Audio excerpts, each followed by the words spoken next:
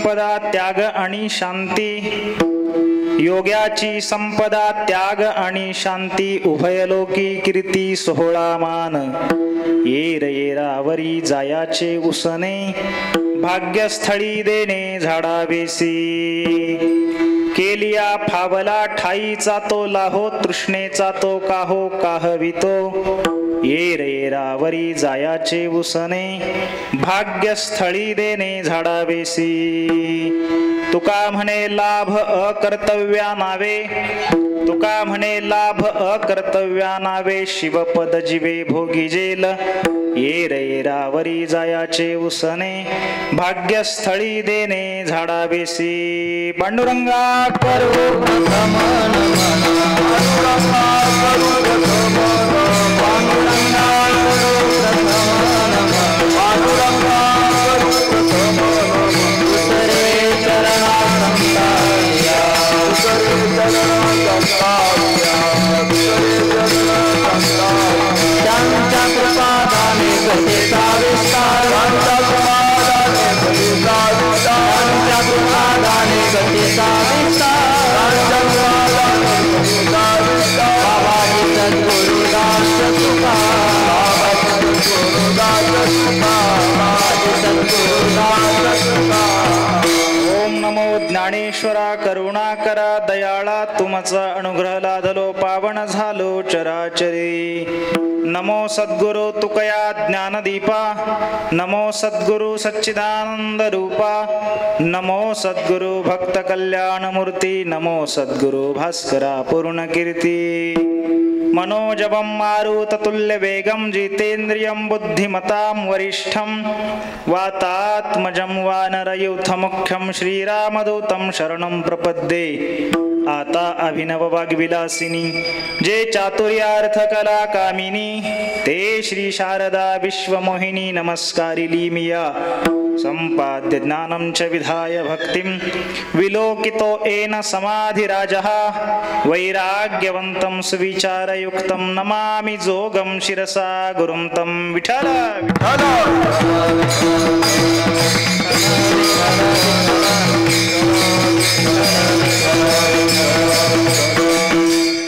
योग्याची संपदा त्याग आणि शांती, उभयलोकी कीर्ती सोहळा मान, येर येरावरी जायाचे उसने, भाग्यस्थळी देणे झाडावेसी.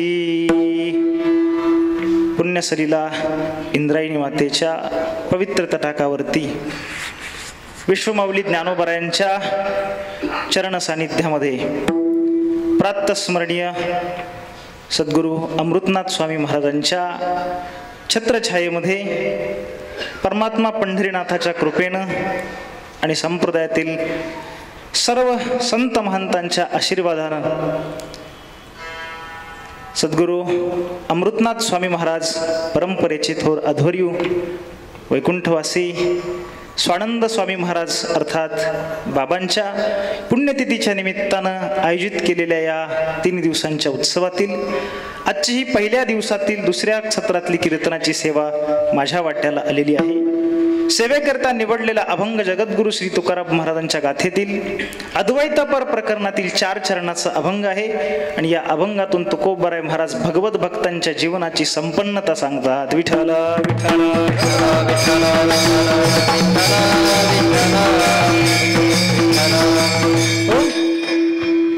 या भागवत धर्मामध्ये ज्या काही देखण्या परंपरा आपल्याकडं आळंदी पंढरी आदी करून वारकरी तीर्थक्षेत्रांच्या मध्ये अगदी डौलानं उभ्या आहेत, त्यापैकी अगदी मानाचं अग्रस्थान ज्या परंपरेला द्यावं ती सद्गुरु अमृतनाथ स्वामी महाराजांची ही परंपरा.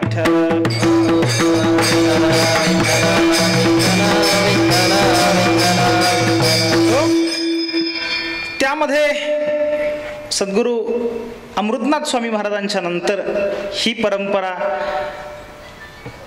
त्या पिढीपासून तर आपल्या पिढीपर्यंत आणत असताना मधला एक समर्थ दुवा ज्यांनी सक्षमपणे सांभाळला त्या बाबांची आज पुण्यतिथी आहे. आज उत्सव सुरू झालेला असला आणि परवा काल्याच्या कीर्तनाने याची सांगता होणार असली तरी पुण्यतिथीचा दिवस मात्र आजचा आहे. त्यांच्या पश्चात ज्या दिवशी ते आपल्याला सोडून गेले त्या प्रित्यर्थ या सोहळ्याचं आपण आयोजन करतो. या सोहळ्याला आपण पुण्यतिथीचा उत्सव म्हणतो.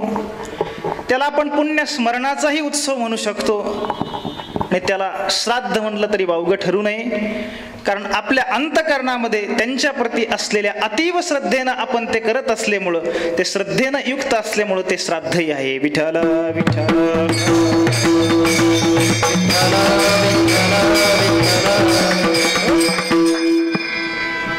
श्राद्ध हे एक नाव, दुसरं याला पुण्यतिथी असं आपण म्हणतो.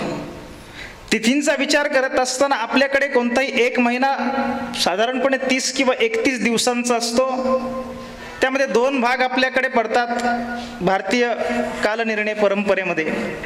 पहिला असतो तो शुद्ध पंधरवडा, दुसरा वद्य पंधरवडा. दोघांच्या मध्ये पौर्णिमा येते, महिन्याच्या शेवटी अमावस्या येते. प्रतिपदेपासून 1, 2, 3, 4 करत 14 पर्यंत प्रतिपदा, द्वितीया, तृतीया करत चतुर्दशी पर्यंत आपण जातो. पुढं पौर्णिमेच्या नंतर परत प्रतिपदा. हा सगळा तिथींचा जो काही प्रवास आहे, जे चक्र आहे ते दररोज सुरू आहे. पण यापैकी काही तिथींचा अंगीकार या महात्म्यांनी केला आणि दररोज असणारी तिथी, पण या पुण्यवान महात्म्यांनी त्या तिथीचा अंगीकार केला आणि त्या तिथीला आपला देह ठेवून जगाचा निरोप घेतला. म्हणून त्या पुण्यवंताच्या जाण्यानं ती तिथी सामान्य तिथी न राहता ती एक पुण्यतिथी झाली. विठ्ठल.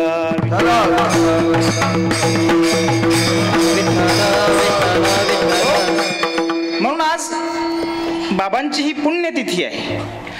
पुण्यतिथीच्या दिवशी आपण त्यांचा काहीतरी हा सोहळा करतोय. तो सोहळा साजरा करत असताना नेमकी या दिवशी बाबांची पुण्यतिथी असते, त्याचं एक स्मरण आपण ठेवतो आणि त्यांच्या प्रित्यर्थ काहीतरी त्यांच्या ऋणातून उतराई होण्याकरता आपल्या अंतकरणामध्ये त्यांच्याबद्दल असणाऱ्या भावनांना वाट करून द्यायची, त्या भावना अभिव्यक्त करायच्या. त्याकरता असा एखादा सोहळा आयोजित करायचा. हा सोहळा आयोजित करणं आणि त्यांची आठवण काढणं, त्यांचं स्मरण ठेवणं हे पुण्यवंतांचं स्मरण असल्यामुळे त्याला पुण्यस्मरण म्हटलं जातं. विठ्ठल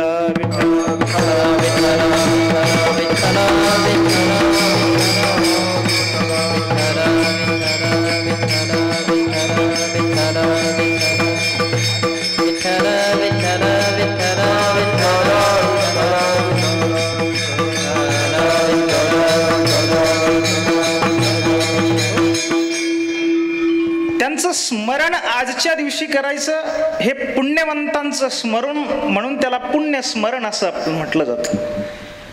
पुण्यस्मरण म्हणून या महात्म्यांची ही पुण्यतिथी म्हणा किंवा पुण्यस्मरण म्हणा, हा सोहळा आज इथं बाबांच्या पुण्यस्मरणाच्या निमित्तानं आपण आयोजित केला. पुढे आपल्याकडे मला वाटतं माघ महिन्यामध्ये सद्गुरू अमृतनाथ स्वामींचा पुण्यस्मरणाचा एक सोहळा आपण देखना या आळंदीमध्ये आपणा सर्वांच्या सहभागातून सहयोगातून संपन्न होत असतो.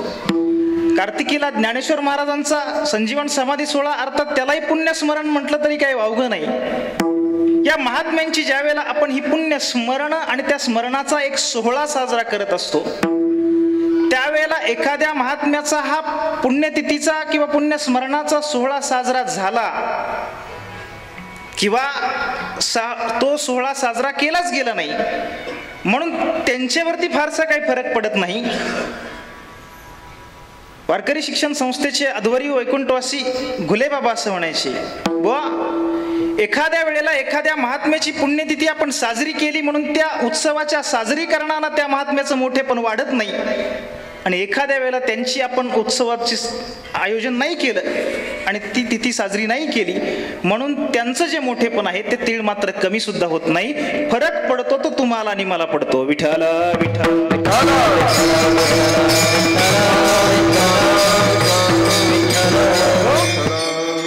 काय फरक पडतो? कारण एरवी पुण्यस्मरणाचा विचार करायचा झाला तर पुण्यस्मरण इथं जे आज आयोजित करतोय, आज बाबांच्या पुण्यस्मरणाच्या निमित्तानं आपण उपस्थित आहोत. इथं उपस्थित असलेली आपण जी काही माणसं आहोत किंवा उद्या 2 दिवसात परत जे कोणी इथं सहभागी होतील, माझ्यासह आपणा सर्वांचा एक स्वभाव असा आहे, अर्थात तो काही गुन्हा आहे असं म्हणता येत नाही. विस्मृती हा एक मानवाचा स्वभाव आहे, विसरणं. हे विसरत असताना काय विसरतो आपण? हा पिंड आपल्याला ज्या घराण्यातून मिळाला, ज्या कुळामध्ये आपल्याला जन्म मिळाला ना, त्या कुळाला, त्या आपल्या कुल परंपरेला विसरणं हा आपला एक स्वभाव आहे. मोठ्यांच्या मुखातून ऐकलेला युक्तिवाद माझा अधिकार नाही तुमच्याशी काही असा प्रश्नोत्तरानं संवाद साधण्याचा, पण इथं बसलेल्या आपल्या प्रत्येकाला आपलं नाव माहिती आहे, आपलं स्वतःचं नाव आपल्याला माहिती आहे. आपलं नाव आपण कुठे लिहित असताना हे शरीर ज्या कारणास्तव इथे या जगात आलं, ते आपले आई वडील पैकी वडिलांचं नाव आपण आपल्या नावाच्या मागे लावत असतो. पूर्ण नाव जर सांगत असताना आपलं नाव आपल्या मागे वडिलांचं नाव आपण सांगतो, म्हणजे आपल्याला आपल्या वडिलांचं नाव माहीत असतं. वडिलांच्या वडिलांना आजोबा असं म्हणतात, त्यांचे नाव माहीत असतंच. आजोबांच्या वडिलांना पणजोबा म्हणलं जातं, त्यांचं नाव कदाचित 80% माणसांना इथल्या माहिती असेल. पणजोबाच्या वडिलांना आमच्याकडे खापर पणजोबा म्हणतात. वेगवेगळ्या भागात काय म्हणत असतील त्याच्याशी आपल्याला घेणं देणं नाही, पण पणजोबांचे जे वडील आहेत, खापर पणजोबा म्हणा थोडा वेळ, त्यांची नावं इथं बसलेल्या किती लोकांना माहिती आहेत? म्हणजे मला तर माझ्या खापर पणजोबाचं नाव माहीत नाही, तुमचं माहीत नाही मला. मग मला माझ्या खापर पणजोबांचं नाव सांगता येत नाही, याचा अर्थ हा नियम करायचा का मला खापर पणजोबाच नव्हते? विठाला विठाला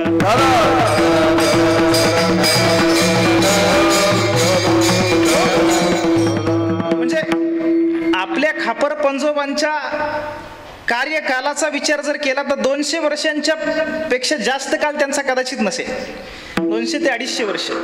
पण त्या काळात होऊन गेलेल्या आपल्याच घराण्यातले त्या रक्तापासून आपला जन्म झाला आहे. खापर पणजोबामुळे पणजोबा, त्यांच्यामुळे आजोबा, आजोबांमुळे वडील आणि वडिलांमुळे आपण, या रक्तानं आपल्याला जन्म दिला. त्या रक्ताला आपण 200-250 वर्षामध्ये विसरून जातो. हा आपला स्वभाव आहे. ज्या रक्तानं आपल्याला जन्म दिला त्या रक्ताना विसरणारी आपण माणसं प्रत्येक वर्षी या महात्म्यांची आठवण आपण ठेवतो आणि त्या तिथीला त्या सोहळ्याचं आयोजन करतो. विठ्ठला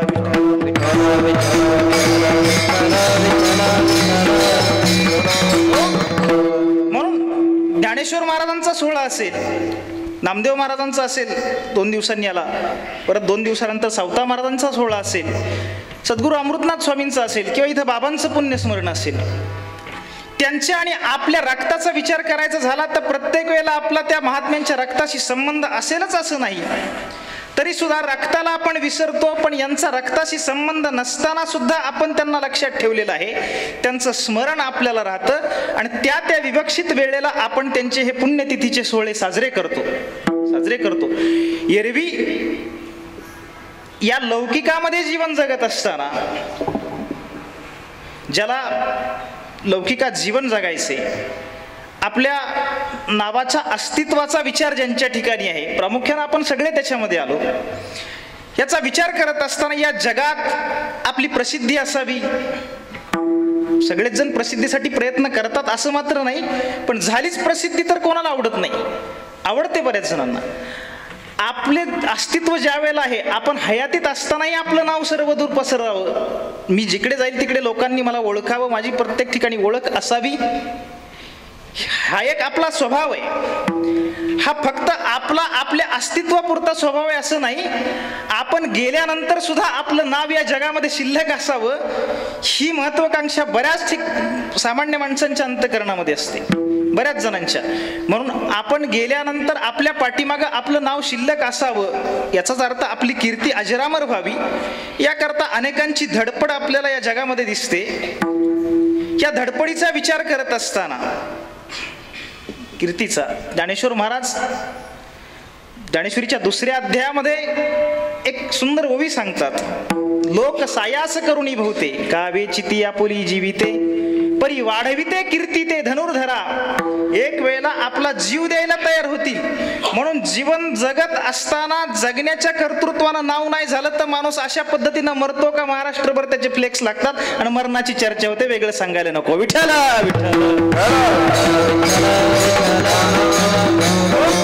आणि म्हणून त्याच्यावरती आता मला त्याच्या तपशिलात शिरायचं नाही, पण शहीदाचा शिक्का आपण मारतो आणि व्यर्थ न हो बलिदान परवा म्हणणार आपण विठ्ठल विठ्ठल.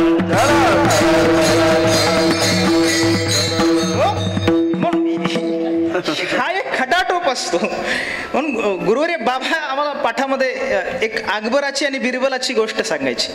मग काय झालं दादा, ज्या वेळेला कीर्तनकार कीर्तनामध्ये सासू जावयाची गोष्ट सांगतो, शांतीब्रह्म बाबा सांगतात, कुरेकर बाबा, कीर्तनकारानं सासू जावयाची गोष्ट सांगितली की समजायचं त्या गोष्टीतला जावई हा मूर्ख आहे. आणि अकबर आणि बिरबल यांची गोष्ट आली की समजायचं बिरबलच हुशार आणि अकबर मूर्ख. विठ्ठल विठ्ठल.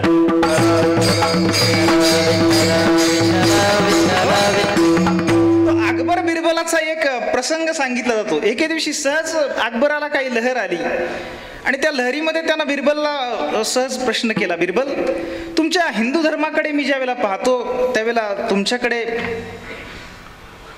ज्या काही चरित्र होऊन गेली हिंदू धर्मामध्ये, त्यामध्ये रामायण हे एक चरित्र मला फार आवडतं.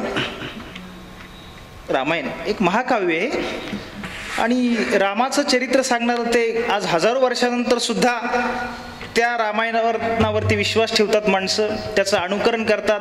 बरीचशी माणसं आपल्या मुलाचं नाव राम असं ठेवतात, लक्ष्मण ठेवतात. त्याच्यामध्ये आलेली पात्र अजरामर झालेली त्या महाकाव्यामुळं.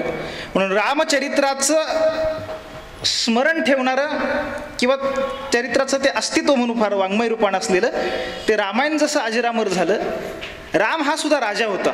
फार तर तो हिंदू होता आणि मी मुस्लिम आहे एवढाच फरक आहे, पण मी सुद्धा राजा आहे. तेव्हा माझी अशी मनोकामना आहे, तुमच्या राम राजाचं रामायण जगामध्ये हजारो वर्षानंतर जिवंत राहिलं, तसं अकबराचं एखादं अकबरायन का असू नये. बिरबलनं सांगितलं काय हरकत आहे असं, म्हणजे आता ज्याचं खावं त्याचं गावं ना, बिरबल काय करणार, असायला पाहिजे असायला पाहिजे. मग आता तुम्ही प्रधान आहात, त्याची व्यवस्था तुम्ही केली पाहिजे. एखादा अकबरायन तयार करण्याची व्यवस्था करा, जे कोणी लेखक असतील कवी असतील त्यांची योजना करा आणि ते तयार करा. बिरबलनं सांगितलं 6 महिन्यांचा वेळ द्या, 6 महिन्यामध्ये आपण अकबरायन तयार करू. 6 महिने झाले. 6 महिन्यानंतर राजाला आठवण झाली, विचारलं बिरबल, 6 महिन्यापूर्वी आपलं बोलणं झालं होतं, अकबरायन तयार करायचं झालं का नाही. त्यानं सांगितलं सगळं तयार करणं सुरू आहे हो, पहिलं रामायण मिळवलं, रामायणाच्या धर्तीवरती तुम्हाला अकबरायन तयार करायचे, त्यामुळं रामचरित्र जसं आहे तसंच अकबर चरित्र सुद्धा निर्माण करण्याचं काम सुरू आहे.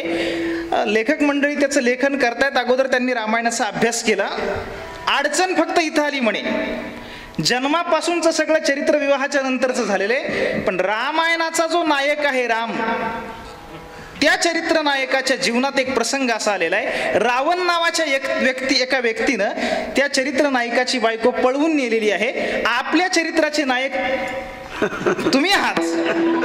बेगम साहेबांना कोणी पळवलं त्याचा उलगडा एकदा झाला की पुढं काम मिटलं म्हणे. विठ्ठल विठ्ठल.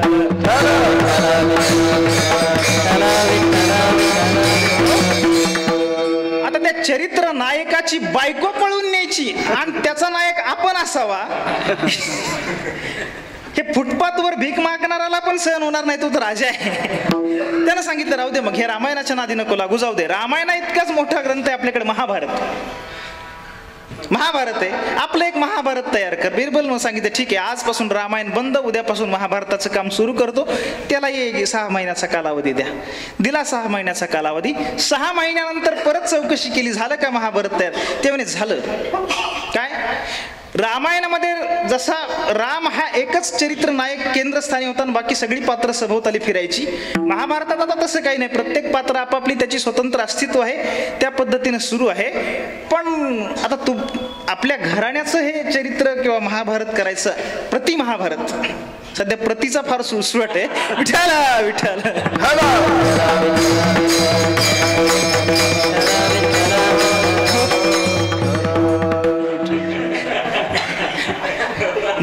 आता ज्याच्याकडे प्रतिभा नाही त्याला प्रतिशिवाय दुसरं काय. विठ्ठल विठ्ठल.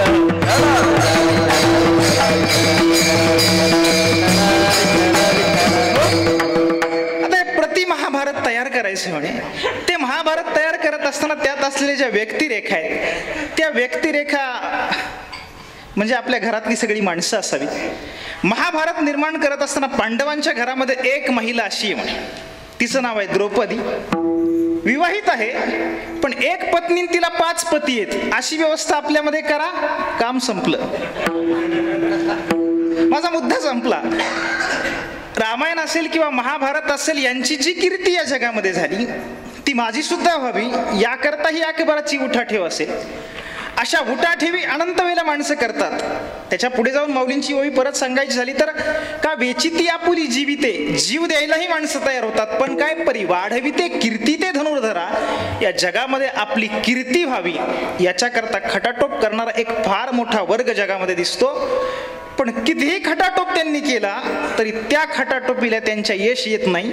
या उलट दुसरा एक वर्ग या जगात असा आहे, एक कीर्ती करता प्रयत्न करतो, पण प्रयत्न करूनही त्यांना आपली कीर्ती सर्वदूर पसरवण्यात किंवा आपल्या पश्चात त्या कीर्ती करता यश येत नाही. आणि दुसरा एक वर्ग असा आहे, तो या जगामध्ये स्वतः करता काही त्याला कर्तव्य नाही, परोपकारा करता इथे येतो, परोपकारा करता इथं येतो.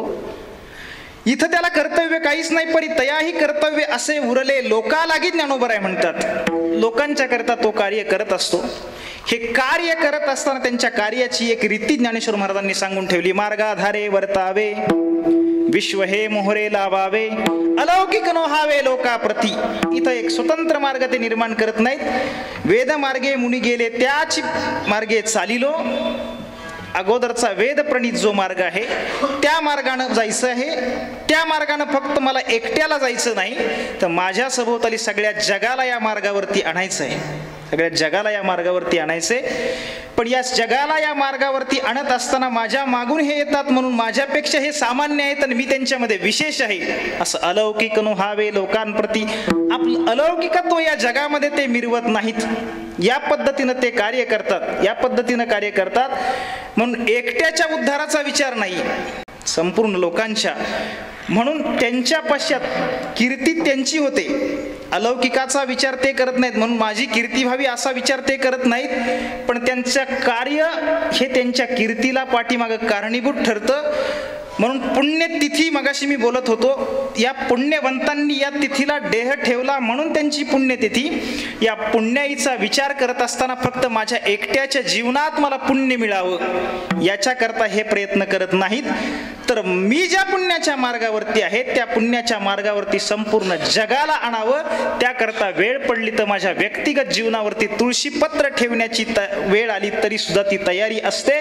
तुकोबराय सांगतात, संसाराच्या नावे घालोनिया शून्य वाढता पुण्य धर्म केला, वाढता पुण्य धर्म केला, वाढता पुण्य धर्म केला. संसाराच्या नावे घालोनिया शून्य वाढता पुण्य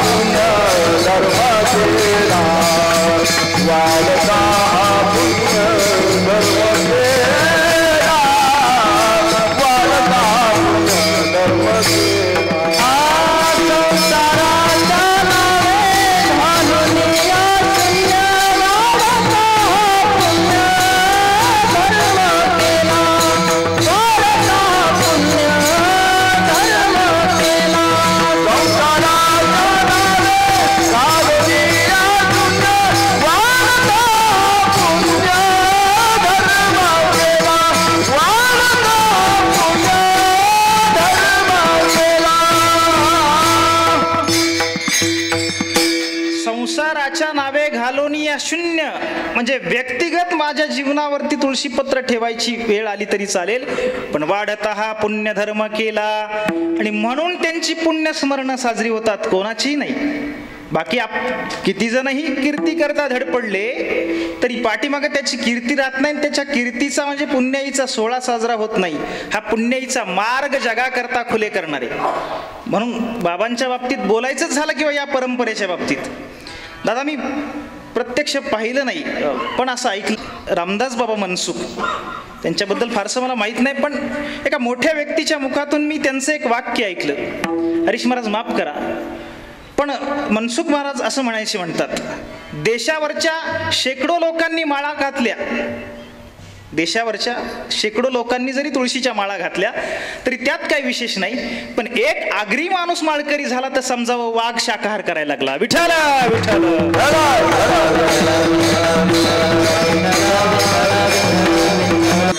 हा दुसरा वर्ग आहे. कीर्ती यांची होते, पण कीर्ती आपली पाठीमागं शिल्लक राहावी किंवा आपल्याला काही मान मान्यता आपल्या अस्तित्वात असावी, आपल्या नंतरचा तर काही प्रश्नच नाही, पण या अस्तित्वामध्ये सुद्धा आपला जर कुठं त्यांचा सन्मान होत असेल, सोहळा होत असेल, तर तो आपला स्वतःच्या सन्मानाचा सोहळा होत असताना 13व्या अध्यायात अमानित्वम या पदावरती भाष्य करताना माऊली सांगतात, एखादं हरिण एखाद्या वाघाच्या तावडीत सापडावं, लांडग्याच्या, वाघाच्या, व्याधाच्या किंवा पारध्याच्या. ते व्याधाच्या म्हणजे पारध्याच्या तावडीमध्ये एखादं हरिण सापडावं आणि त्या हरणाला त्यानं एखाद्या त्याच्या जाळीमध्ये घट्ट बांधावं, तर त्या पारध्याच्या जाळीमध्ये असलेलं हरिण जसं अवघडून बसतं ना, तसं हा महात्मा आपल्या सन्मानाचा सोहळा साजरा होत असताना त्या सोहळ्यामध्ये असा अवघडल्यासारखा होतो. विठ्ठल विठ्ठल.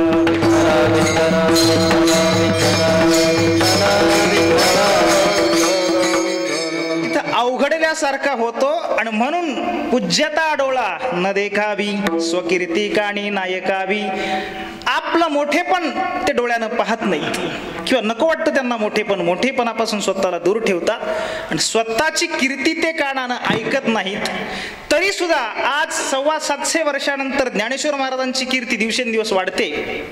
आज माऊली परत आली, पण प्रत्येक वर्षी माऊली पंढरपूरला जायला लागली की दिवसेंदिवस गर्दी वाढते, कमी नाही होत. विठ्ठल विठ्ठल.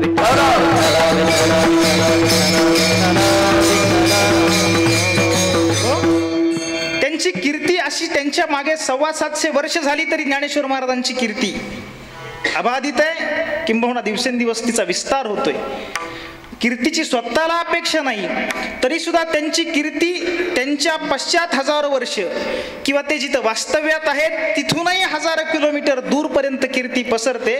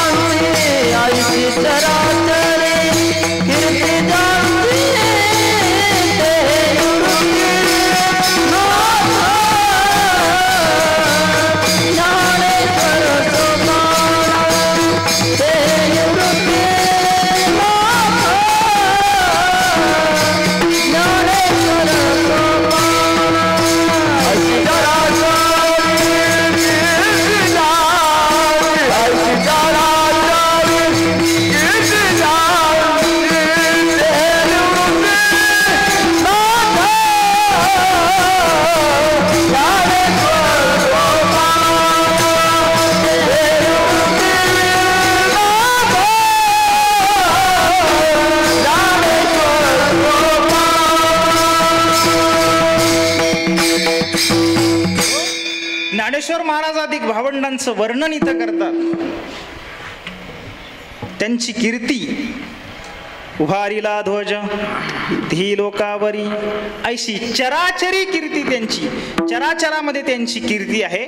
बरं, त्यांची कीर्ती होत असताना ती कीर्ती ज्या वेळेला या लोकांमध्ये पसरते, फक्त लोकात नाही, लोकांतरात ही कीर्ती पसरते. ही कीर्ती पसरत असताना त्या कीर्तीचा जो वेग असतो, वेग तो महाराज सांगतात वाऱ्याचा वेग असतो. बरं वाऱ्याच्या वेगानं या महात्म्यांची कीर्ती पसरवतो कोण? कीर्तिमुख त्यांचे.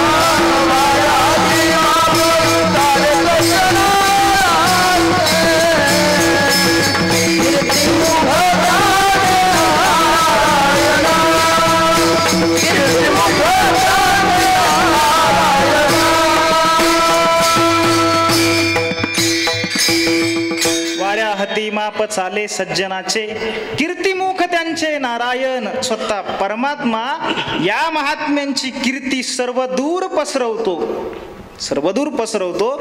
म्हणून दोन वर्ग आपण पाहिले. एक वर्ग स्वतःची कीर्ती जगामध्ये व्हावी याकरता स्वतः प्रयत्न करतो, पण स्वतः प्रयत्न करूनही तो अपयशी ठरतोय. दुसरा वर्ग स्वतःला कीर्तीपासून दूर ठेवतोय, तरी त्याची कीर्ती या जगामध्ये स्वतः परमात्मा पसरवतो. नेमकं असं काय आहे या महात्म्यांकडे का त्यांची कीर्ती साक्षात भगवंताला सर्वदूर पसरावी वाटते? याचा अभिप्राय महाराज अभंगाच्या पहिल्या चरणात. योगाची संपदा शांती, योगाची संपदा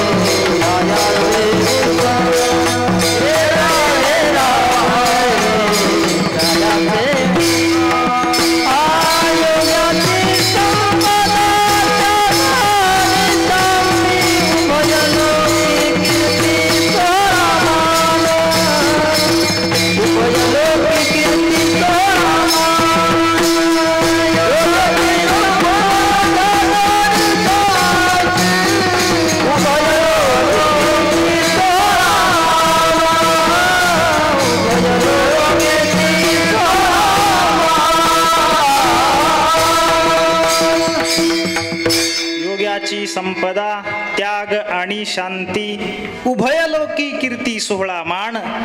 या महात्म्यांकडे असं काय आहे?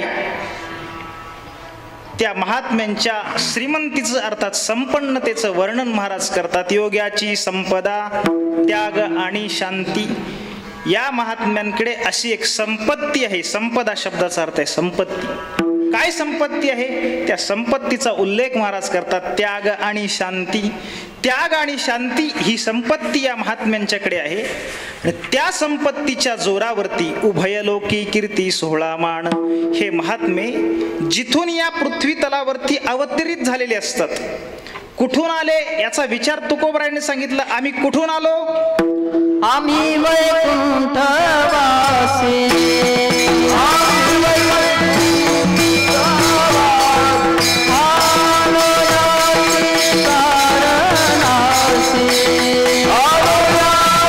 God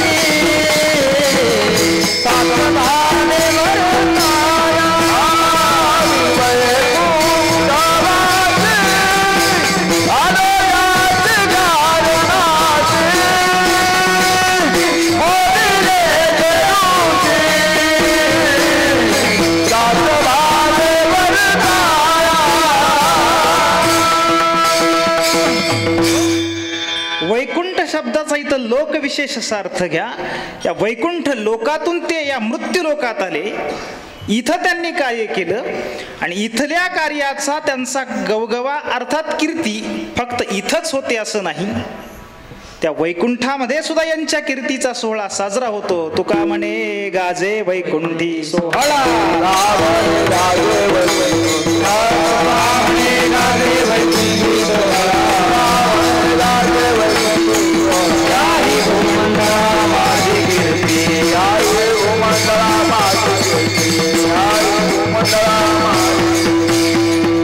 तुका म्हणे गाजे वैकुंठी सोहळा, याही भूमंडळा माझी कीर्ती. त्यांची कीर्ती इथंही आहे आणि वैकुंठातही आहे. म्हणून उभय लोकी कीर्ती, फक्त कीर्ती नाही, सोहळा आणि मान. कीर्ती म्हणून महात्म्यांची कीर्ती राहते.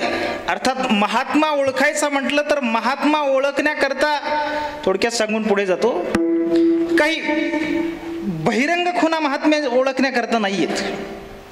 बहिरंगाचा विचार करायचा झाला तर ज्या काळात इथं सद्गुरू अमृतनाथ स्वामी असतील, सद्गुरू जोग महाराज असतील, माऊली असतील, तुकोबराय असतील आणि त्यांच्या काळामध्ये त्यांच्याबरोबर जी सामान्य माणसं तुमच्या माझ्यासारखी असतील, त्यावेळेला बहिरंगाचा विचार करायचा झाला तर तो महात्मा आणि सामान्य माणूस या बहिरंगात फारसा फरक नसतो. फारसा नाही, फरकच नसतो.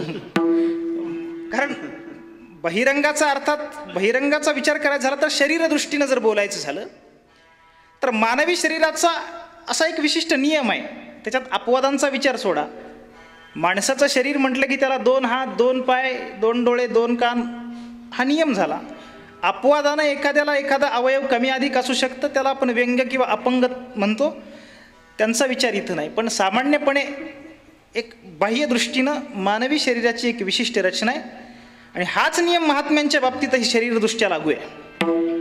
जे शरीर जसं आपली शरीराची रचना तशीच त्यांची.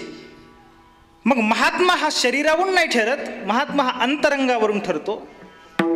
महात्मा असेल किंवा दुरात्माही असेल, दुरात्मा जरी ठरायचा झाला तरी तो शरीरावरून नाही.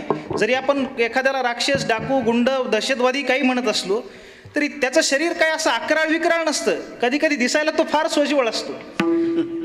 काही वेळेला त्याच्या आता सोज्वळतेच तो भांडवल कदाचित करत असला तर तेही गावामध्ये सांगता येत नाही. तो ओळखायचं म्हटलं तर त्याची खूण भगवद्गीता सांगते, मोघाशा मोघ कर्माणो मोघ ज्ञाना विचेतसहा.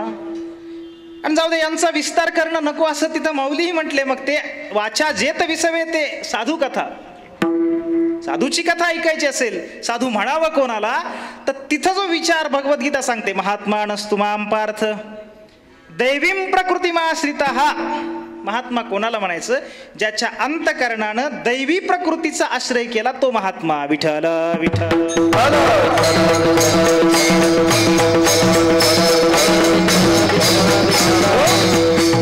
म्हणून 9व्या अध्यायामध्ये ही दैवी प्रकृती आणि आसुरी प्रकृती यांची बीजे आली आणि त्यांचा विस्तार पुढे 16व्या अध्यायामध्ये केला गेला.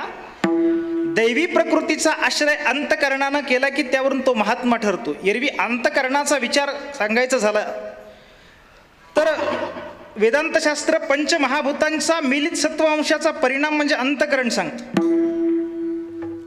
आणि तो सत्वअंशाचा परिणाम असल्यामुळे वैकुंठवासी दुंडा महाराज असं म्हणायचे, पाणी आणि अंतकरण हे एकसारखं आहे.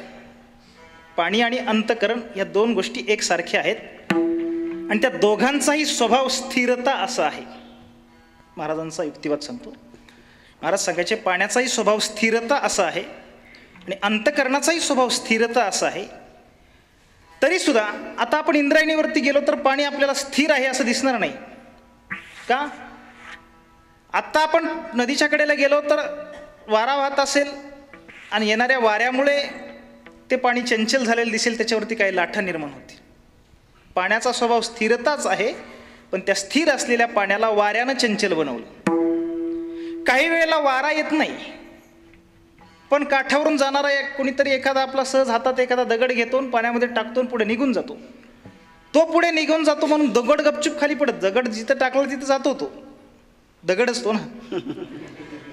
पण पाणी मात्र त्या दगड टाकण्यामुळे काय होतं, काही काळ चंचल बनतं.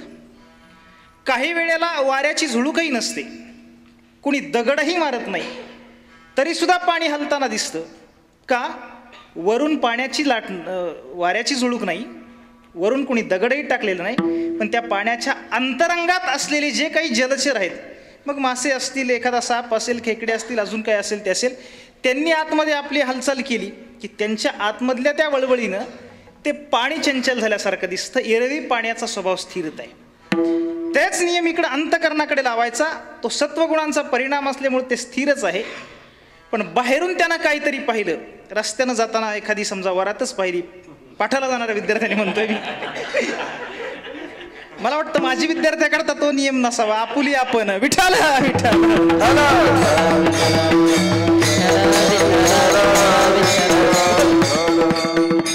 आणि ती वरात पाहिली त्यानं, मग तोही आपल्या जन्मतारखेचा विचार करतो. बघता बघता 25ला गाठायला आली, तो आज घोड्यावर बसला, माझा कधी? ही वाऱ्याची लाट बाहेरून जाणारी. आता कधी कधी वाऱ्याची लाट नसते, कोणीतरी दगड टाकतं. आळंदीत शिकणारा विद्यार्थी कधीतरी गावाकडे जातो किंवा नातेवाईक कोणीतरी भेटतात.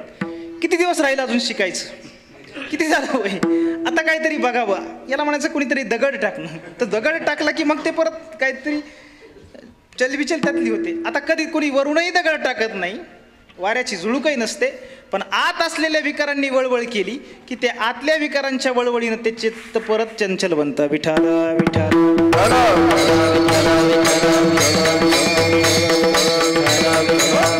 आणि म्हणून जे अंतकरणामध्ये येतं तेच बाहेरून आपल्या इंद्रियांच्या द्वारा कृतीमध्ये अवतरतं. कारण माऊली सांगतात, आवडे ते वृत्ती किरीटी, आधी मनोनी उठी, मग ते वाचा दिठी करासिये. मग त्याची क्रिया बाहेर घडते. मग त्या अंतकरणानं कोणत्या गुणांना धारण केलं, दैवी प्रकृतीचा आश्रय जर त्या अंतकरणानं केलेला असेल, तर त्यांच्याकडून घडणारी जी कर्म असतात ती कर्म न ठरता त्याला सत्कर्म म्हटलं जातं. आसुरी प्रकृतीचा आता विचार करायचं कारण आहे, तो सोडून देऊ आपण विषय. पण अंतकरणात असलेल्या जे गुण आहेत ते दैवी प्रकृतीचे आहेत.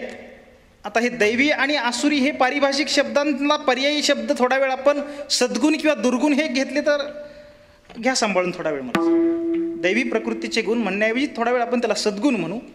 अंतकरणामध्ये सद्गुण आहेत आणि अंतकरणामध्ये सद्गुण असल्यामुळे त्या व्यक्तीच्या हातून जे काही कर्म घडतं ते कर्म न ठरता ते सद्गुणांच्या द्वारा केलेलं कर्म हे सत्कर्म असतं. आणि ते सत्कर्म घडलं की त्या सत्कर्माची कीर्ती एका सत्पथावरून जाते. सत्पथ म्हणजे आपल्या भारतीय शिक्षण प्रणालीमध्ये जी पारंपरिक गुरु शिष्य परंपरा आहे किंवा आदर्श माता आणि आदर्श पुत्र ही एक परंपरा आहे. त्या ती परंपरा तो म्हणजे सत्पथ. त्या सत्पथावरून या कीर्तीचा प्रवास घडतो. अगदी उदाहरणादाखलच सांगायचं झालं तर इथं एक काळ प्रभू रामचंद्र या जगामध्ये आपलं जीवन जगले. ते मानवी जीवनच जगले. एक आदर्श मानवी जीवनाचं अनुष्ठान त्यांनी या जगामध्ये केलं. त्यांच्या अंतकरणामध्ये सद्गुण होते. त्या सद्गुणामुळे त्यांच्याकडून सत्कर्म घडली गेली आणि त्यांची कीर्ती एका सत्पथावरून आली. ती कशी आली सत्पथावरून? पुढच्या काळामध्ये गुरुकुलामध्ये गुरुजींनी एका आदर्श राज्याची गोष्ट सांगत असताना रामाचं उदाहरण आपल्या शिष्यांना सांगितलं. ते शिष्य पुढं गुरु झाले. त्यांचे शिष्य असं करत करत हे गुरुशिष्य परंपरेनं ती कीर्ती आजपर्यंत चालत आली. सत्पथाचा विचार करत असताना फक्त गुरु शिष्य हा एकच सत्पथ नाही, तर एखादा आदर्श पुत्र आणि आदर्श माता हा एक सत्पथ आहे. मासाहेब जिजाऊंसारखी माता आदर्श माता आहे. आपल्याही मुलाने या जगामध्ये काही सत्कर्म करावीत याच्याकरता त्याला सत्कर्माचे ढोस पाजत असताना रामायण आणि महाभारताच्या गोष्टी सांगून इथं आदर्श माता आणि आदर्श पुत्र यांच्याद्वारा या महात्म्यांची कीर्ती अशी या जगामध्ये सत्पथावरून प्रवास करते. पण याकरता म्हणून महात्मा ठरतो हा अंतकरणावरून. आणि अंतकरणामध्ये त्यांच्या धारण केलेले दैवी प्रकृतीचे जे गुण आहेत हीच या महात्मांच्या जीवनातली संपत्ती असते. म्हणून योग्याची संपदा, त्याग आणि शांती. एरवी भौतिक संपत्तीचा विचार करायचा झाला तर फारसं महत्त्व महात्मांनी आपल्या जीवनामध्ये भौतिक संपत्तीला कुठं दिल्याचं अस्तित्वच नाही. काही महात्म्यांच्या जीवनामध्ये समजा नाथ महाराजांचं उदाहरण असेल, तिथे भौतिक ऐश्वर्य आहे पण म्हणून फक्त तेवढंच भांडवल त्यांच्या जीवनात ते करतात असं कुठं आढळत नाही. बाकी तुकोबरायासारख्या महात्म्याच्या जीवनाचा विचार करायचा झाला तर काय संपत्तीचा विचार आहे भौतिक, म्हणजे भौतिक संपत्ती त्यांच्याकडे नव्हती असं नाही. ज्यावेळेला महाराजांच्या हातात कारभार आला वडिलांच्याकडून आणि तो कारभार आल्यानंतर जेव्हा महाराज घरचे कारभारी झाले त्यावेळेला अवघ्या 4 वर्षामध्ये सर घरची प्रॉपर्टी तुकोबरायांनी दुप्पट केली होती. विठ्ठल विठ्ठल.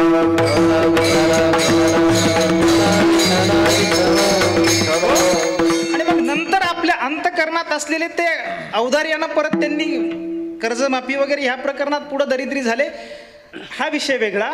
पण म्हणून भौतिक संपत्ती पुढे कीर्तीला कारणीभूत ठरतेच असं नाही. या महात्म्यांचं जीवन काही वेळेला भौतिक संपत्तीच्या दृष्टीनं अगदी दारिद्र्यातलं जीवन होतं. आणि भौतिक संपत्तीमध्ये जे कोणी गडगंज श्रीमंत या जगामध्ये होऊन गेले, जग त्या त्या काळात फक्त त्यांच्या श्रीमंतीचा स्तुती करत राहिलं असेल, नंतर त्यांची नावं या जगात राहिली असं म्हणता येत नाही. म्हणून जगातल्या श्रीमंतांचा विचार करत असताना सर्वात श्रीमंत आपल्याकडे आजपर्यंत सांगितला जातो इतिहास तो रावण. त्याची भरपूर श्रीमंती होती असं म्हणतात. त्या श्रीमंतीची यादी सुद्धा आपल्याकडे महाराजांनी सांगितली, त्याचं गणितही आत्ता आपल्याला करायचं नाही.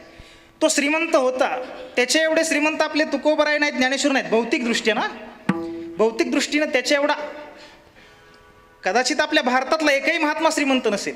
नुसता महात्मा नाही, भारतातला एकही श्रीमंत त्याच्या एवढा श्रीमंत नसेल असं म्हटलं तरी वेगळं ठरू नये. विठ्ठल.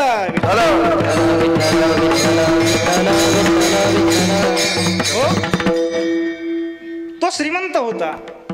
आज ज्या काळामध्ये प्रभू रामचंद्र होते त्याच काळामध्ये रावणही होता.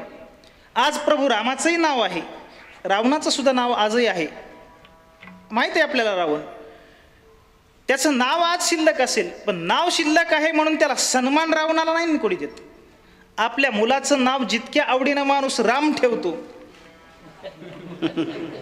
एखाद्या वेळेला नाटक करायचं म्हटलं तर नाटकामध्ये रावणाचं पात्र सुद्धा घेत नाहीत माणसं, त्याच्यावरून भांडणं होतात. विठ्ठल विठ्ठल.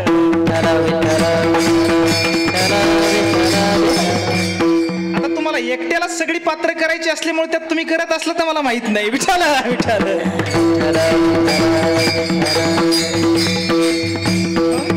म्हणून त्यांची भौतिक श्रीमंत असणाऱ्यांची नावं जगामध्ये शिल्लक राहिली, पण भौतिक श्रीमंत असणाऱ्यांना मान दिला जात नाही. माझा मुद्दा मी सोडत नाही. सत्कर्म आणि सत्कर्मामुळे त्यांची कीर्ती या सत्पथावरून गुरु शिष्य किंवा आदर्श माता आणि पुत्र या मार्गानं अशी शेकडो वर्षानंतर ती कीर्ती तुमच्या माझ्यापर्यंत येऊन पोहोचते. आणि ह्या महात्म्यांच्या नंतर शेकडो वर्षांच्या नंतर त्यांच्या फक्त गुणांची कीर्ती ऐकून त्यांच्या प्रती ऐकणाराच्या अंतःकरणामध्ये काही सद्भाव जागृत होतो, आदरभाव जागृत होतो. आणि त्या आदरामुळे माणूस त्या व्यक्तीला आपला आदर्श मानायला लागतो. म्हणून प्रत्यक्षात भेटलेला माणूसच आपला आदर्श असतो असं नाही. ग्रंथात वाचलेली माणसं सुद्धा आदर्श असतात असं म्हणण्यापेक्षा बहुतेक वेळेला प्रत्यक्षात भेटलेल्या माणसाच्या काही वेळेला आपण दोषांचं दिग्दर्शन घडतं म्हणून आज आदर्श असलेला उद्या काही त्याचा दोष दिसला तर तो आदर्श नसेल कदाचित. पण ग्रंथामध्ये वाचलेली माणसं आदर्श ठरतात का? प्रत्यक्ष त्या व्यक्तीला पाहिलेलं नाही, काही वर्ष अगोदर तो होऊन गेला, पण त्यांच्या गुणांची कीर्ती फक्त ऐकली. त्या कीर्तीमुळे अंतःकरणामध्ये त्यांच्याबद्दलचा आदरभाव जागृत झाला. म्हणून सहज माणूस रस्त्यानं जायला निघाला, त्या महात्म्याचा पुतळा कुठे एखाद्या चौकात दिसला तरी सुद्धा सहज हात जोडल्या जातात. का? कुणी सांगितले नाही जोडायला. त्यांच्याबद्दलचा आदरभाव म्हणून त्यांना हात जोडले. हात जोडतो ते त्यांना हात जोडणं किंवा मान देणं म्हणजे त्या महात्म्याला मान देणे. आणि अशी या महात्म्यांना मान देणारी काही अनुयायी मंडळी ज्या वेळेला जगात तयार होतात त्यावेळेला ही मंडळी काही प्रसंगामध्ये एकत्र येतात आणि ते एकत्र येण्याकरता काहीतरी निमित्त ते शोधतात. मग ते निमित्त शोधत असताना आपल्या अंतःकरणामध्ये ज्या महात्म्याच्या बद्दल आदरभाव आहे आणि माझ्या एकट्याच्याच अंतःकरणात नसून माझ्याबरोबर ह्या 4-4 अंतःकरणामध्ये त्यांच्याबद्दल आदरभाव आहे, तर मग आपण सगळेजण एकत्र येऊन कधीतरी आपला अंतकरणात असलेला आदरभाव तो अभिव्यक्त करावा. तो अभिव्यक्त करत असताना मग एखाद्या राष्ट्रपुरुषाची जयंती असेल किंवा आपल्या परंपरेमध्ये महात्म्याची पुण्यतिथी असेल, त्या दिवशी सगळ्यांनी एकत्र यायचं, सामूहिकरित्या त्यांचा सन्मान करायचा. या सामूहिक सन्मानाला त्याचा सोहळा म्हणायचं. उभयलोकी कीर्ती सोहळा मान, तो सोहळा याही लोकांमध्ये घडतो, वैकुंठामध्येही घडतो. का? त्या उभय लोकामध्ये कीर्ती सोहळा आणि मान याला कारणीभूत ठरते ती महात्म्यांची संपत्ती, म्हणजे त्याग आणि शांती. योगाची संपदा त्याग आणि शांती ही या महात्म्यांच्या जीवनातली संपत्ती आहे. त्यागाचा विचार करायचा झाला, गोष्ट आपल्या जवळची दूर करणं हे त्यागाचं स्थूल स्वरूप झालं. ह्या स्थूल दृष्टीनं त्याग आपला अनेकांच्या जीवनात आहे. अगदी या शरीरावरती आपलं कितपत प्रेम असावं नसावं याच्या तपशिलात मला नाही शिरायचं. आपल्याच डोक्याचे केस आहेत, पण ते काही काळानंतर आपले जरी असतील तरी अगदी कात्रीनं माणूस कापतो. आपण नाही कापत, दुसरा कापतो. एरवी एखाद्यानं आपल्याला कात्रीसारखं शस्त्र दाखवलं तर आपण किमान पायातली चप्पल तरी काढू ना. मारणं होईल तो न होईल, पण तिथं बसून त्याला कापण्याचे पैसे आपण देतो.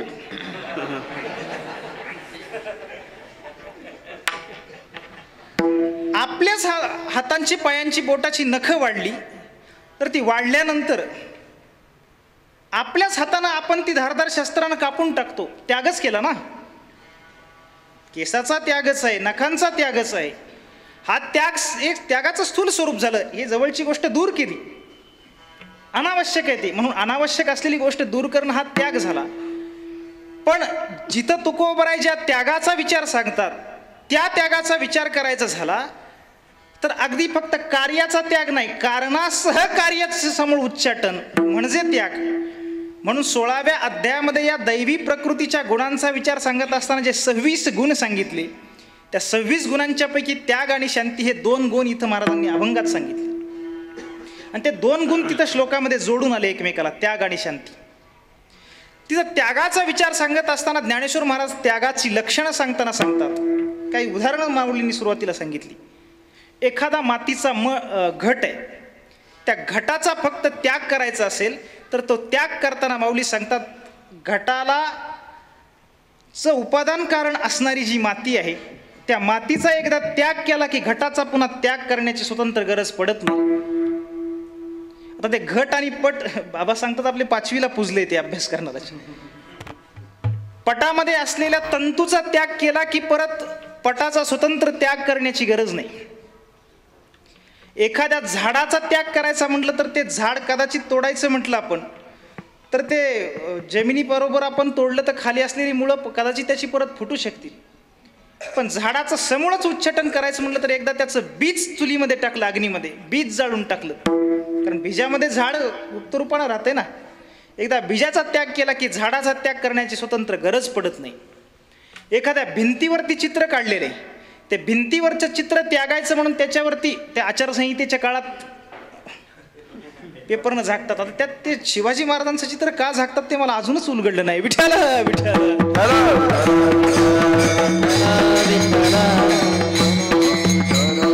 ते झाकतात आणि परत एकदा निकाल लागले, निवडणुका झाल्या की परत ते पेपर काढला जातो त्याचा. त्या चित्राचा तो त्याग केला पण वरून तो कागद लावला आणि तो कागद काढला की परत ते चित्र परत दिसणारच ना. पण भिंतच पाडून टाकली तर, भिंत पाडून टाकली की परत चित्राचा वेगळा त्याग करण्याची गरज नाही. भयानक अशी स्वप्न पडतात म्हणून माणसं काही वेळेला त्रस्त असतात.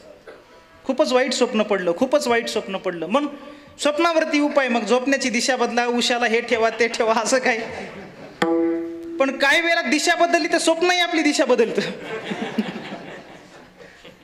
मग स्वप्नावरती उपाय, स्वप्नाचा त्याग करायचा असेल, झोपेचाच त्याग केला तर स्वप्नाच्या त्यागाची गरजच नाही. हे मी बोलत नाही, ज्ञानेश्वर महाराजांच्या वयात माऊली सांगतात ते ना मृत्तिका त्यागे घटू तंतु त्यागे पटू बीज त्यागे वटो तेजी जे जेवी तेजोनी भिंती मात्र तेजी जे आघवेची चित्र का निद्रा त्यागे विचित्र स्वप्न जाळ. आणि पुढे माऊली त्यागाची व्याख्या सांगतात ते बी बुद्धिमंती देही अहंता सांडोनी पाही सांडीजे अशेष ही संसार जात तया नाव त्यागू विठाल विठाल.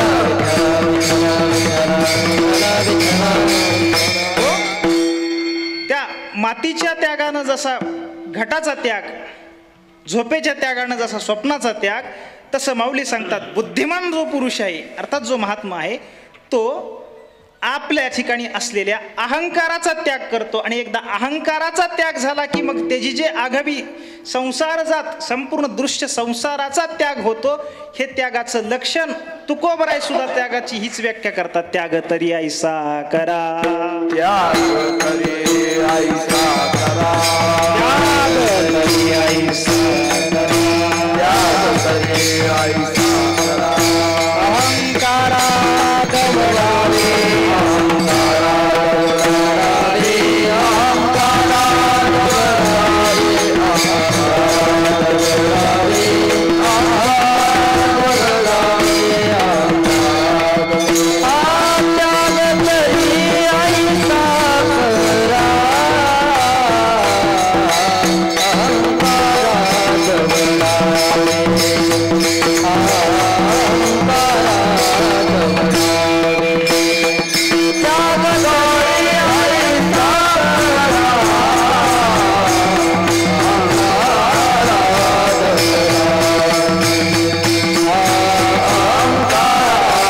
गवळावे,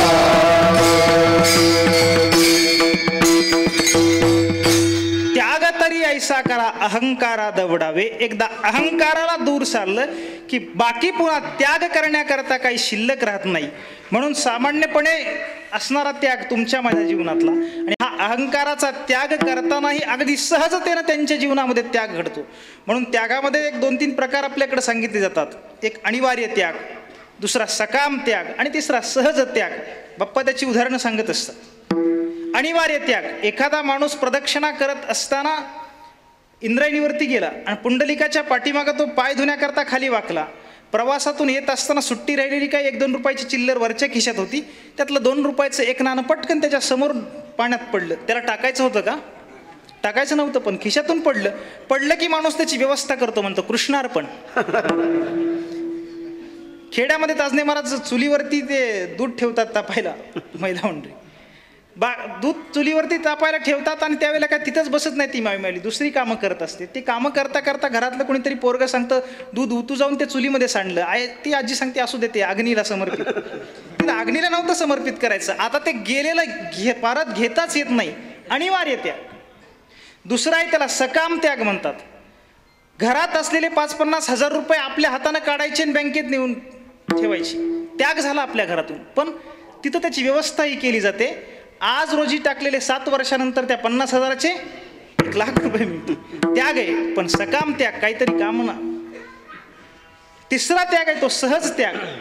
एखादं झाड आहे आंब्याचं, त्याला अगोदर डिसेंबरमध्ये मोहर लागतो, पुढे छोट्या छोट्या कैऱ्या येतात, वाऱ्याच्या तावडीतून परत त्या वाचतात, त्यातली एखादी मोठी होते, तिला पाड लागतो. एखाद्या पक्ष्याच्या जाणाऱ्या येणाऱ्यांच्या तावडीतून ते फळ वाचतं आणि एक वेळ असा येतो का त्याला कोणी तोडत नाही, काही नाही. ते परिपक्व झाल्यानंतर, पिकल्यानंतर अगदी सहजपणे ते झाडाचं फळ त्या झाडापासून वेगळं होतं. ते झाडापासून जितक्या सहजतेनं वेगळं होतं तेवढ्या सहजतेनं ह्या अहंतेचा त्याग या महात्म्यांच्या जीवनामध्ये असतो.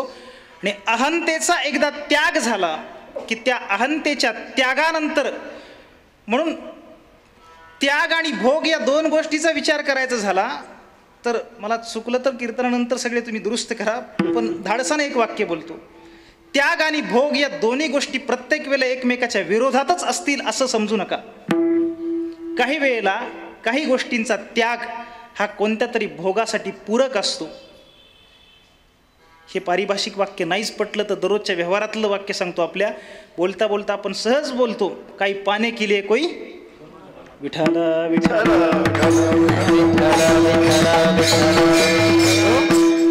खोना पडताय म्हणजे त्याग आणि पाना म्हणजे काहीतरी भोग. इथं त्याग, कारण उजाड माळरानही चांगलं नसतं ना. एखाद्या ठिकाणी समजा त्यात आता ही बऱ्याच ठिकाणची माणसं एकत्र असल्यामुळं कोणत्या भागात काय म्हणतात माहीत नाही मला, पण एक बाबळीचं एक झाड आहे, त्या बाबळीमध्ये 2 प्रकार असतात चंदू महाराज. आपल्याकडे त्यातल्या एका बाबळीला येडी बाबळ म्हणतात. ते येडी शहाणी कशावरून ठरतं माहीत नाही, पण आपल्याकडे कुटुंब व्यवस्थेत सरपण या व्यवस्थेला मिळालेली एक अमूल्य देणगी म्हणजे येडी बाबळ. ते काही करा, एवढं जरी मूळ तिचं शिल्लक राहिलं ना, ते तरी वर त्याचं तोंड निघणारच. विठ्ठल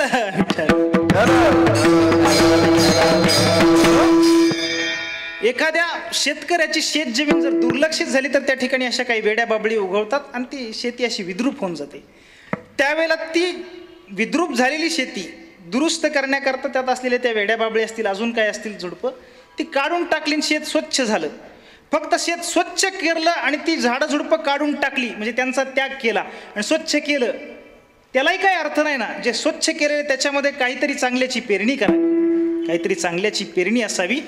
म्हणून जे विद्रूप आहे त्याचा त्याग झाला, हा अहंकाराचा त्याग झाला. पण अहंकाराच्या त्यागानंतर जो भोग घडतो ना, त्या भोगाचा विचार भगवद्गीता आपल्याला सांगते किंवा ज्ञानोबरांची थेट ओवी सांगतो. मग भोगाहुनी त्यागू शांती सुखाचा. विठ्ठल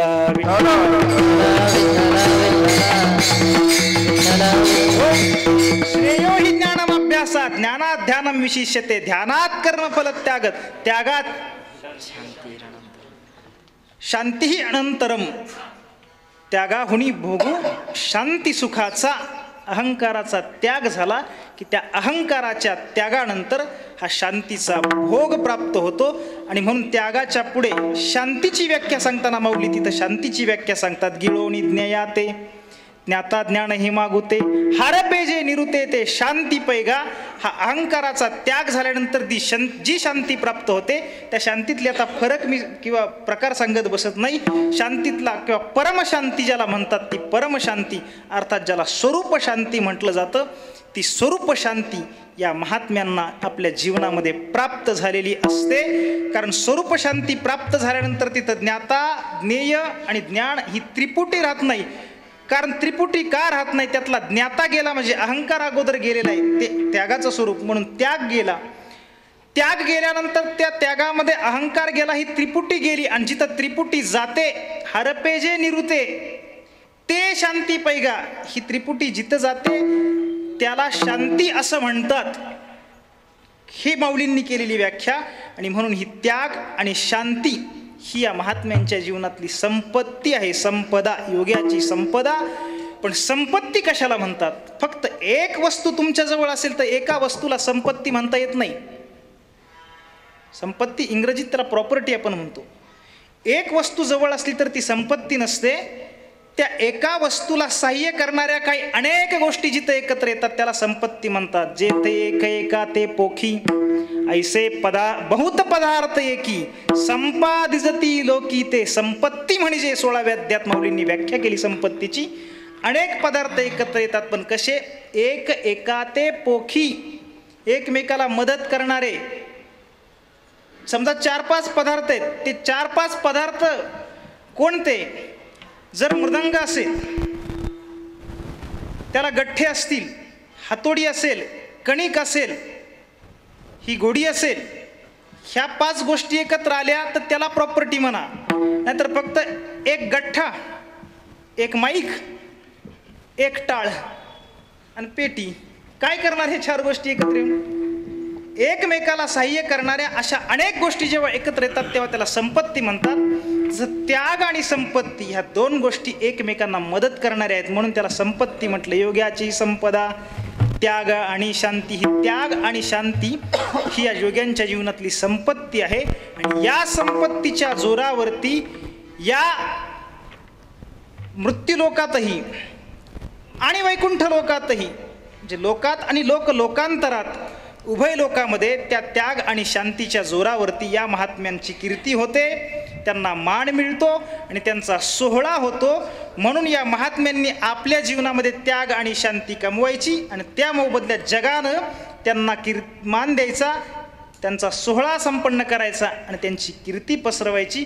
असा हा त्याग आणि शांती यांच्या मोबदल्यामध्ये कीर्ती, सोहळा आणि मान यांचा उसनवारीचा व्यवहार घडतो. येरावरी जायाचे उसने भाग्यस्थळी देणे झाडावेची अभंगाचं हे दुसरं चरण आहे. त्यात परत अजून विस्तार करायचा झाला तर हे जर तुम्हाला पटत नसेल तर एरा एरावरी म्हणत असताना त्याग शांती या दोघांच्या मोबदल्यात कीर्ती सोहळा मान असं घ्या, किंवा त्याग आणि शांती ह्याच दोन गोष्टी एकमेकांना सहाय्य करत असतात.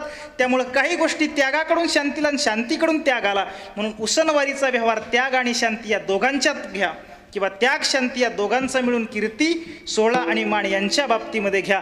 असा उसनवारीचा व्यवहार या महात्म्यांच्या जीवनामध्ये घडतो.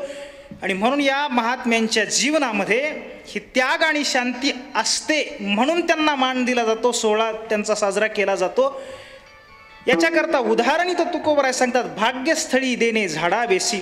एखाद्या महत्त्वाच्या ठिकाणी जायचे, एखादं पुरातन वस्तूंचं संग्रहालय असेल तर ते पाहायला जाणाऱ्या प्रेक्षकाची अगोदर झाडाझडती घेतली जाते. ती झाडाझडती घेत असताना त्याच्या ठिकाणी असलेल्या संशयास्पद काही वस्तू आहेत का ते पाहिलं जातं. असतील तर त्या वस्तू बाजूला काढल्या जातात किंवा त्या माणसाला बाजूला काढलं जातं, असं काही होईल. आणि आतमध्ये जाण्याकरता काही वेळेला काही शिफारस असावी लागते, विशिष्टच व्यक्तींना सोडायचं तर ती शिफारस असण्याकरता एखादं शिफारसपत्र किंवा स्पेशल ओळखपत्र VIP काहीतरी त्याच्याकडे असावं लागतं. तसं त्याग आणि शांती ह्या गोष्टी असणं म्हणजे एक शिफारसपत्र आहे कुठं, भाग्यस्थळाला जाण्याकरता. आणि याचं संशयास्पद वस्तू यांच्याजवळ कुठल्याही नाहीत, याचा झाडा प्रवेशद्वारावर घेतला जातो. भाग्यस्थळी देणे झाडा वेसी, वेसीवर म्हणजे प्रवेशद्वारावर झाडा द्यावा लागतो. पण या आपल्या जीवनामध्ये हा त्याग आणि शांती हे गुण संपादन करण्याकरता या महात्म्यांना आपल्या जीवनात खडतर कष्ट सहन करावे लागतात. ही कष्ट सोसण्याची तयारी असेल तर जीवनात त्याग शांती मिळते, आणि ती त्याग शांती आल्यानंतरच कीर्ती सोहळा आणि मान प्राप्त होतात. एरवी ह्या कष्टाची तयारी नसेल, कष्ट का होतात तर स्वाभाविक ज्या विषय वासना आहेत त्या संसारामध्ये माणसाला त्याग शांतीकडे येण्याकरता काही अडथळा निर्माण करतात, त्रास निर्माण करतात. केलिया फावला तृष्णे ठाईचा तोला हो, तृष्णेचा तो का हो का हवितो. या महात्म्यांनी आपल्या स्वरूपाचा छंद घेतला आणि तो छंद घेऊन आपल्या जीवनामध्ये प्रयत्न केले आणि त्या कष्टातून त्याग शांती प्राप्त केली. आणि त्याच्या जोरावरती त्यांना कीर्ती सोहळा मान याही गोष्टी प्राप्त झाल्या ज्या त्यांना अनपेक्षित आहेत. पण खडतर कष्ट त्यांनी आपल्या जीवनात सहन केले, पण ते कष्ट त्यांचे फलद्रूप झाले, कारण स्वरूपाचा त्यांनी लाहो घेतला, त्या स्वरूपाची त्यांना ओळख झाली. आणि म्हणून या जगामध्ये कर्तव्य असं या महात्म्यांना आता काहीही शिल्लक राहिलेलं नाही. काहीही न करणं अशी अकर्तव्य अवस्था हाच या महात्म्यांच्या जीवनातला लाभ आहे. अभंगाचं शेवटचं चरण. तुका म्हणे लाभ अकर्तव्या नावे, तुका म्हणे लाभ अकर्तव्या नावे, तुका म्हणे लाभ अकर्तव्या नावे, तुका म्हणे लाभ अकर्तव्या नावे.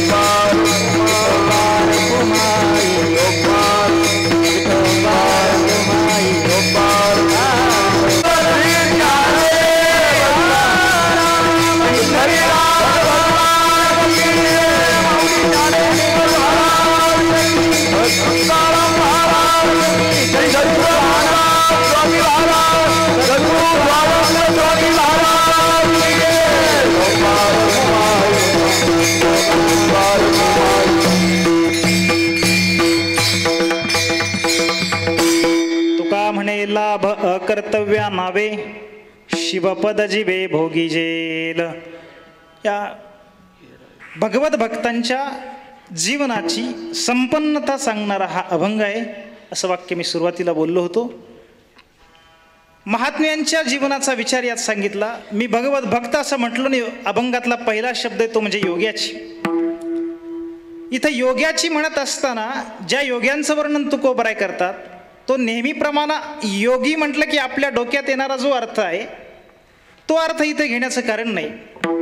कारण कोणतेही शब्द म्हणजे जे शब्द अनेक वेळेला एखाद्या गोष्टीच्या संबंधी व्यवहारामध्ये आपण वापरतो तर ते नेहमी नेहमी त्याच गोष्टी करता ते शब्द वापरून त्याचा एक रूढ अर्थ तयार होत असतो जो योगी शब्दाच्या बाबतीत तयार झाला.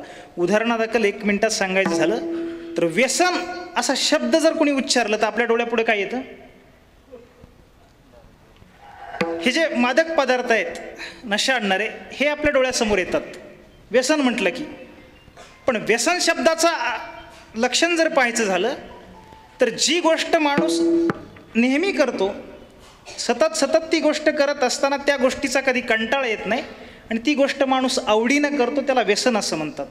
आवडी आणि लाजवी व्यसनो आणि शिनवी ज्या गोष्टीचा कंटाळा येत नाही ज्या गोष्टीची लाज वाटत नाही ज्याची आवड असते ती गोष्ट वारंवार माणूस करतो त्याला व्यसन असं म्हणतात. मग ते व्यसन एखाद्याला लिहिण्याचं असेल बोलण्याचं असेल वाजवण्याचं असेल गाण्याचं असेल हा व्यसन शब्दाचा योगिक अर्थ झाला. पण रूढ अर्थ आपल्याकडे व्यसन म्हटलं की या पदार्थ का तर तो व्यसन शब्द त्या पदार्थांच्या बाबतीत आपल्याकडे जास्त वापरला गेला.